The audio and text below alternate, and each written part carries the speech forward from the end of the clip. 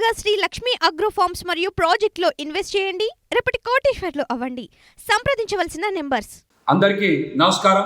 వరదొచ్చినా బురదొచ్చినా ఆఖరికి కరోనా మహమ్మారి ప్రపంచం మీదకి వచ్చిన దానికి కారణం జగన్మోహన్ రెడ్డి గారే అని చంద్రబాబు నాయుడు గారు మాట్లాడడం చూస్తూ ఉంటే ఈ మధ్య వారికి చేదస్తం కాస్త ఎక్కువైంది అనిపిస్తూ ఉంది.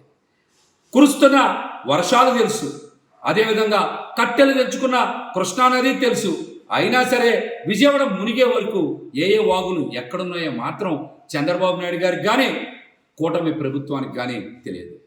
వరదకి ముందు చేయాల్సిన హెచ్చరికలు చేయక, ముంపు ముంచుకొచ్చాక, ప్రజలు నేట మునిగాక వారికి సరైనటువంటి పునరావాసం కానీ, ఆహారం కానీ, మంచినీరు కానీ, సౌకర్యాలు కానీ కల్పించలేదని, అందుకే విజయవాడ నగర ప్రజలకి చిర్రెత్తిందని తెలుసుకొని వారిని శాంతిపరచడానికి ఏదో రకంగా ప్రజల్ని మభ్యపెట్టడానికి చంద్రబాబు నాయుడు గారు విజయవాడ రోడ్ల మీద ముంచెత్తిన నీళ్లలో బోట్ల మీద తిరుగుతూ ఉన్నారు.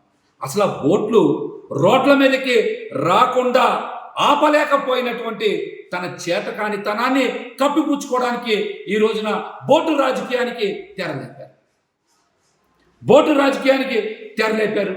మీరు ఎన్ని కథలు చెప్పినా, మీ సొంత మీడియాను వాడుకొని ఎన్ని ఎలివేషన్స్ ఇచ్చినా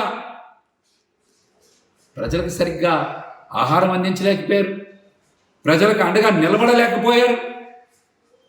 ప్రజలకి కోపం తగ్గలేదని మీకు అర్థమైపోయింది. అందుకనే ప్రజల్ని పక్కదారి పట్టించడానికి గొల్లపూడి బోట్లు వైసీపీ వాళ్ళయే అంటూ కొత్త కుట్రకి తెరలేపారు. ప్రకాశం బ్యారేజ్కి 70 గేట్లుంటే 5 బోట్లు 10 లక్షలకి పైగా క్యూసెక్ల వరదని ఆపగలవా? 10 లక్షలకి పైగా క్యూసెక్ల వరద నీటిని, వరద ప్రవాహాన్ని 5 బోట్లు ఆపగలవా? ఎవడైనా సరే బోట్లను వదిలేటప్పుడు పార్టీ రంగులేసుకొని ఎవరు వదులుతారా? ప్రకాశం బ్యారేజ్కి అడ్డంగా పెట్టాలనుకుంటారా? ఇలాంటివి 40 ఏళ్ల క్రితం రాజనాల సినిమాలో విలనిజం చేస్తే, ఇలాంటి ఎప్పుడో 40 ఏళ్ళ కిందట రాజనాల సినిమాల్లో విలనిజం చేస్తే విజయవాడ నగర ప్రజలు అర్థం చేసుకోలేరా? అసలు మీరు మత్స్యకారులకు కానీ, బోటు నిర్వాహకులకు కానీ ప్రభుత్వం ముందస్తు సమాచారం ఇచ్చుంటే వాళ్ళు కూడా అప్రమత్తం అయ్యేవాళ్ళు. అసలు బోట్లు కొట్టుకొచ్చే పరిస్థితి ఉండేదా? అసలు ముందస్తు సమాచారం ఇవ్వడంలో ప్రభుత్వం కానీ, అదేవిధంగా జలవనరుల శాఖ మంత్రి నిమ్మల రామానాయుడు గారి వైఫల్యం కానీ స్పష్టంగా కనబడట్లేదా? నువ్వు ముందస్తు సమాచారం ఇచ్చుంటే మత్స్యకారులు కానీ, బోటు యజమానులకు కానీ సరైన సమాచారం ఇచ్చుంటే ఈరోజు ఇటువంటి పరిస్థితి వచ్చేదా? బోట్లు కొట్టుకొచ్చాయా? బుడమేరు వాగుని, దానికి వస్తున్న ఇన్ఫ్లోని ముందుగా అంచనా వేస్తే ఈరోజు విజయవాడ నగరంలో లక్షలాది మంది జీవితాలు ఛిద్రమయ్యాయా?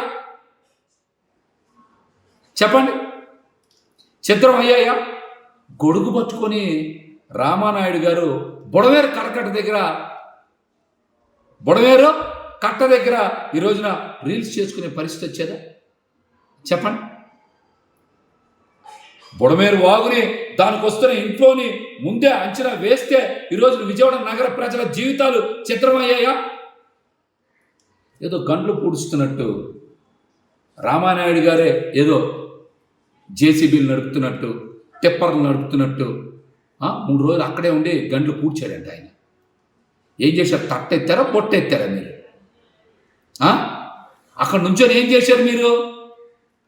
చక్కగా రీల్స్ చేసుకున్నారు రామానాయుడు గారు. ఆ రీల్స్ బయటకు వదులుతున్నారు. ఇది పరిస్థితి. క్రైసిస్ మేనేజ్మెంట్లో నన్ను మించిన వారు లేరని చంద్రబాబు నాయుడు గారు మీడియా ముందు ఊదరగొడతా ఉంటారు. అసలు బుడమేరు క్రైసిస్ కారణమే మీరు కదా.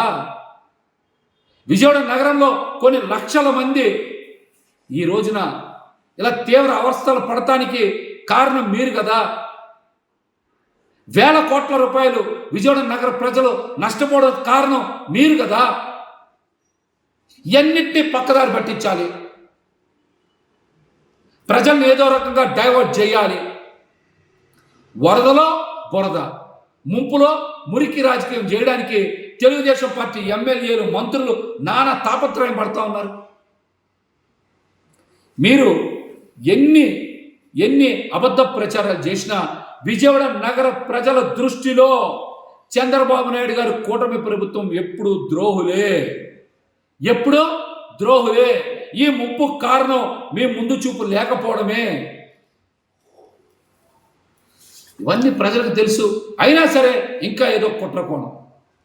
బోట్లు వదిలింది వైసీపీ వాళ్ళే అని చెప్పి ఈ రోజున కోమటి రామ్మోహన్ గారిని, ఉషాద్రి అనేటువంటి ఇద్దరు వ్యక్తుల్ని 1 టౌన్ పోలీస్ స్టేషన్లో విచారణ చేస్తూ ఇది వైసీపీ వాళ్ళే చెప్పమని చెప్తున్నారంట.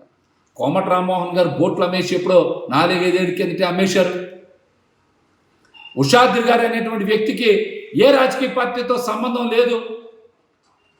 అయినా సరే వాళ్ళ మీద ఒత్తిడి తీసుకొచ్చి వేధింపులకు గురి చేస్తూ ఉన్నారు.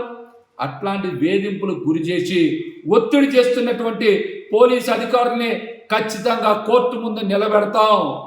న్యాయపరమైనటువంటి చర్యలకి వెనకాడబోమని వైఎస్ఆర్సీ కాంగ్రెస్ పార్టీ తరఫున ఇప్పటికే స్పష్టం చేశారు. మేము కూడా అదే చెప్తా ఉన్నాం. మీరు వేధింపులు ఆపాలి. ఆపకపోతే ఖచ్చితంగా న్యాయపరమైనటువంటి చర్యలకి వైఎస్ఆర్ కాంగ్రెస్ పార్టీ ఎక్కడ వెనకాడబోదు అని కూడా ఈ సందర్భంగా స్పష్టం చేస్తున్నాం. మీరు కుట్రలు చేయబాకండి. మీరు విజయవాడ నగరం ప్రజలు సర్వస్వం కోల్పోయారు. విజయవాడ నగర ప్రజల్ని ఆదుకోవాల్సిన చంద్రబాబు నాయుడు గారు ఇలాంటి దిగజారుడు రాజకీయాలకి స్వస్తి పలకాలని కూడా మేమైతే తెలియజేస్తాము.